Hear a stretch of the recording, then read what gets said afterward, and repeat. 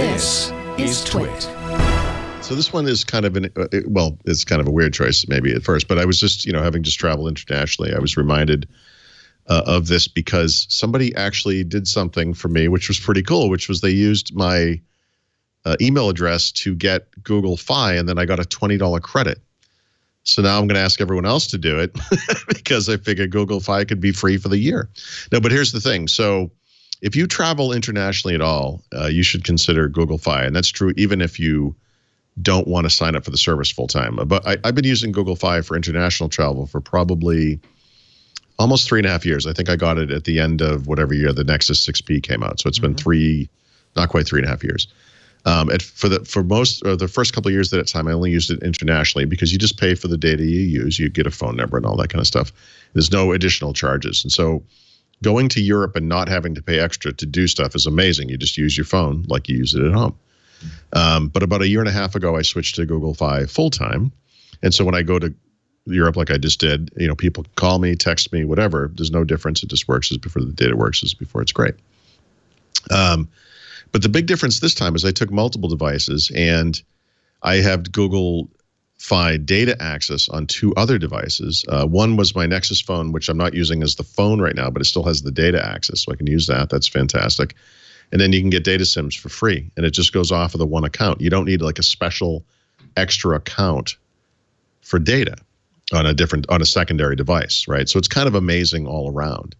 The basic price is $30 a month. That's 1 gigabyte of data. Then you just pay $10 per gigabyte after that. But it occurred to me when this guy, so I don't know, I don't have a thing anywhere. I never had a link where I said, please do this for me or whatever, but someone thought to do it because I write about Google Fi all the time. And I do feel comfortable recommending it because I use it all the time. I use it literally full time. I love it.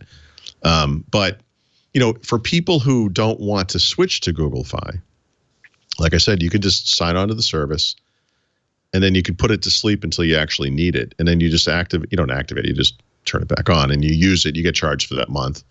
And then you can turn it off again when you get back. They have pause and resume, which is really nice. Yeah, it's amazing. The only drawback to it, and I use it, I'm a customer as well, I love Google Fi, is that you have to use these Google Fi compatible phones. It's a very limited set. Like, I'd love to use it with a new Samsung when I get it. Actually, you can use it with a new Samsung. Oh. Google Fi now works with all, I would say, virtually all phones. There are some caveats, right? So it's fully supported. There's a Google Fi app on iPhone now as well. The differences between a fully supported phone like the Google phones and a Samsung phone like the one you would get is that you're only on T-Mobile when you're in the United States. You don't get to go between with the networks switching.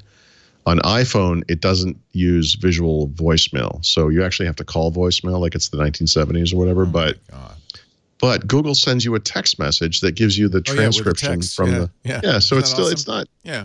It's not horrible. So I've used it on the Huawei phone. I've used it in the past. I use the data SIM on my iPad Pro, and it works. It's just T-Mobile. Yep, you can plug it into a computer if you want to do it that way. What is it they're doing on these Fi compatible phones? Is there extra hardware that?